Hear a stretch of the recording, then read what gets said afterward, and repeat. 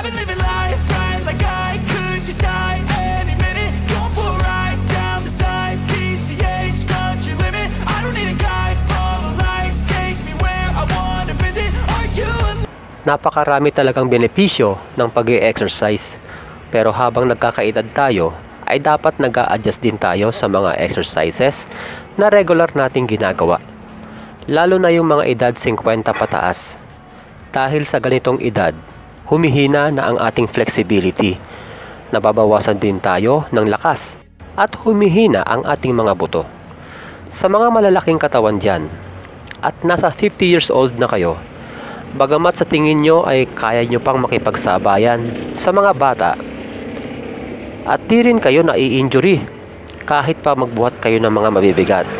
Para sa ating ikabubuti, dapat bawasan mo ng bahagya ang intensity ng mga exercise na ginagawa mo. Sa edad nating ito, ay marami na tayong napatunayan at hindi na ito ang panahon na magpasikat pa. Hihintayin pa ba natin na kapag na-injury ka, tuloy-tuloy na yon?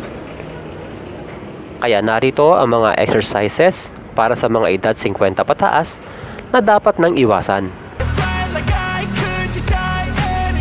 Kahit sa mga bata, hindi ito inirerekomenda dahil sa exercise na ito, napupwersa ang ating balikat at leeg. Gawa ng hindi komportableng posisyon ng mga kamay, lalo na sa pababang direksyon. Tandaan nyo, 50 years old na tayo at mas nalalapit ka na sa injury sa ganyang galawan. Sa halip na dalhin sa likod ang bar, sa harap mo ibaba ito, kung saan mas safe gawin ang exercise na ito. Mahalaga ang cardio exercise kahit tayo ay matanda na. Pero hindi lahat ng cardio exercise ay akma o ligtas gawin sa ganito nating edad. Gaya ng sprinting. Sa mga di nakakaalam, ang sprint ay ang pagtakbo sa pinakamabilis mong magagawa sa maikling distansya lamang. Hindi na nababagay ito sa mga edad 50 pataas sapagkat delikado ito sa ating tuhod at lower back. Sa halip, gawin na lang ang walking o moderate jogging. Iwasan na rin gawin ang back extension dahil delikado na ito sa ating lower back. Delikado rin sa ating lower back at leeg ang paggawa ng anumang uri ng crunches. Kung gusto mong manatiling matibay ang iyong core, mas ligtas gawin ang planking.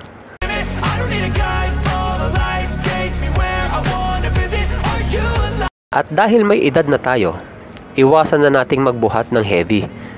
Kung mula nung bata ka pa ay eagle lifter ka na, dapat itigil mo na yan.